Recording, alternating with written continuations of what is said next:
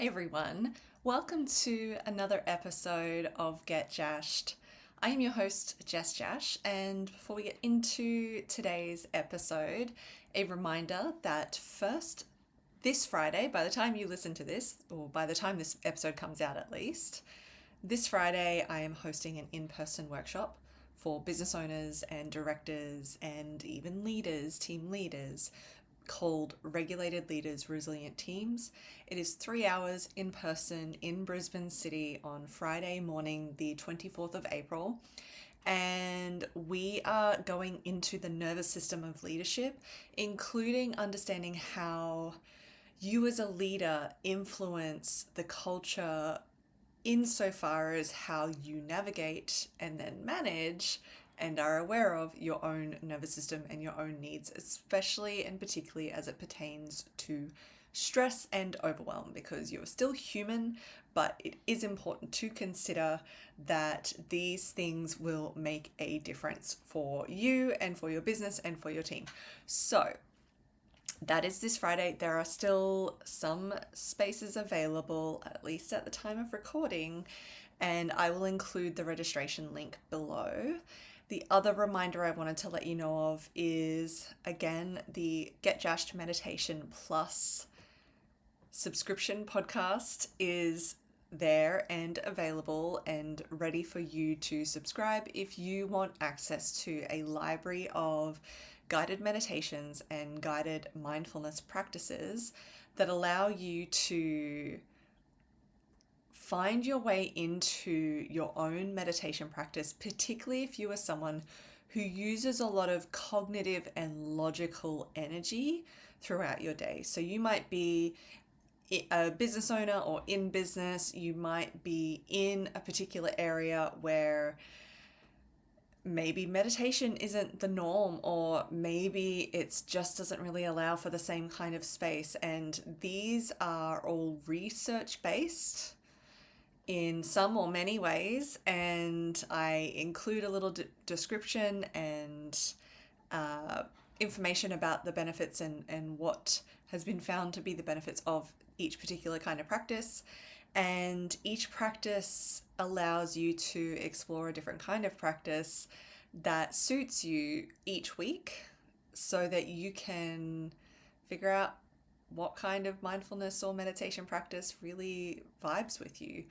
And it is a monthly subscription, and it is only a small amount of money for you to get weekly episodes. Weekly, updated weekly, every Thursday I release a new guided meditation. So that being said, I will include that link below too for you to subscribe if you are interested in gaining access to that. And you have access to the full library for as long as you have your subscription. So it's available, it's there, it's ready for you. Today, I wanted to talk about, I feel like this is a really, really important topic, and something we kind of, see brought up every now and then, but we're going to speak directly to it. And it's creating a culture in your workplace that is okay with questions being asked. So I say it that way because I know that many people or many workplaces, people either have experiences with workplaces or managers or team members, colleagues, or potentially are these team members or colleagues who see questions being asked as either a failing or a weakness or a threat even. And I want to take this time in this episode to really highlight and talk about why it's important to actually create a culture where asking questions is a positive thing and welcome without any sense of punishment attached to that. Because the the long and short of it, I could almost leave it here. I won't. I could almost leave it here though. The long and short of it is when we allow people to ask questions, or when we ask questions, we actually understand a lot better. We tend to allow for more comprehension in something versus just setting a task or setting a to-do or whatever it is and then expecting them to follow it without understanding. So I have always joked that there are certain industries or workplaces that I certainly would not suit because maybe it's the autistic ADHD in me who needs to understand why before I do something. But it's not just about, it's not actually in resistance. I am someone who, if it's, especially if I'm coming up against a block, even when I'm genuinely trying to do something, I'll give an example in a moment, but even when I'm genuinely trying to do something, I will sometimes come up against a block, especially if it's something that I'm aware that the other person wants done in a very specific way and I haven't done it in that way before, or I don't know the framework. I haven't seen an example. I need context. I need a contextual example.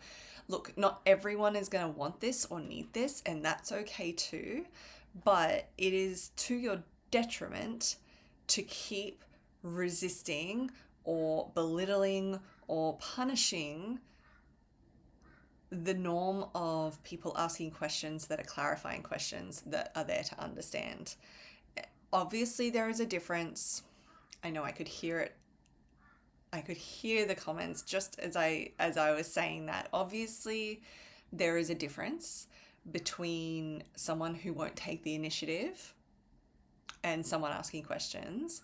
We are talking about normalizing asking questions, because what happens also if you don't normalize asking questions, if you create a culture where people are afraid, for whatever reason, they are afraid to ask questions because they might think that they are expected to already know, or they might be afraid of what happens if it's perceived that they don't already know. You know, what happens when you create a culture like that where people actively don't ask questions even if they're uncertain of something? They maybe do things that are completely wrong or dangerous even, or inadvertently unethical, or they miss something important. And what happens then? It takes longer to go back and to fix it, to resolve it. Maybe it's the kind of scenario where there's heavy fines in place because it's a legislation thing. Whatever it is,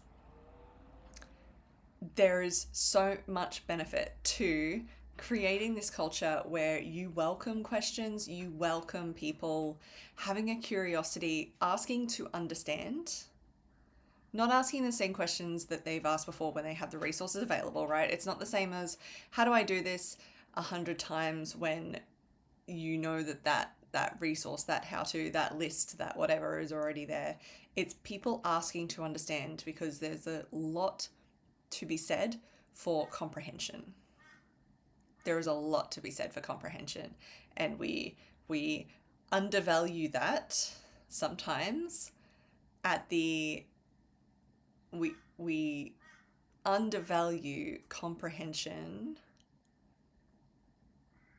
as an expense for maybe efficiency or productivity. But really, when people comprehend something, they are able to then take something and go even further with it from there. Another reason, and this leads into my example, another reason this is really, really helpful and really important is because sometimes we're human. I don't know if I have reminded you of that lately. We are human, and sometimes we will find ourselves stuck if we are aware of something coming up that we don't know how to do exactly, right? So the example that I promised you it's quite benign. I am past it, so this is good news. but it's a very personal example. I have mentioned that I am in my final month and a half, really, of my master's degree. I am almost there, and that means that this semester I am writing a research proposal. And that's very exciting because I'm very, very passionate about the area of work that I am writing this proposal in and the industry I am writing it for, who it is intended for. And one of the assignments that I am working on at the moment requires me to lay out something, and I know the answer of how I would, or what I would rather, what I want to say. I'm not going to give an example beyond that, but I know the answer of what I want to say. But because this is a slightly new format for me in this particular area, it's not that it's impossible. I am learning this, right? Like in real time. This is the whole point of going to study. You learn as you go as well. So it's not that it's impossible, but I found that in working on the assignment, I was hitting a bit of a brick wall internally, like for myself, not with the assignment itself, because I know what I want to say, I know what is there, I have the research, all of that. But there's one section that I know is wanting to be worded or laid out in a certain way, and I'm not even up to that section. Well, I wasn't even up to that section when I caught myself in this, but I don't know exactly that way because I haven't seen an example. Whether or not, that's possible anyway, I haven't seen an example. So my brain didn't even let me get to that point. It was just like, well, I haven't figured out this, so I'm going to struggle through the process in the meantime, rather than getting what I do know how to do and what information I have already available to me that I have already collated and prepared onto the page and then going from there. It's made it, previously to this moment as we speak, it's made it feel like pushing shit uphill. Until I got to sit down and speak. It was actually with a peer group in this case. So it wasn't, it was people who might be like colleagues, that kind of example if I apply it to a workplace. I got to sit down and just talk out what I'm struggling with, because it feels extra frustrating because I know I shouldn't be struggling, because I know I have the information. I know I'm good.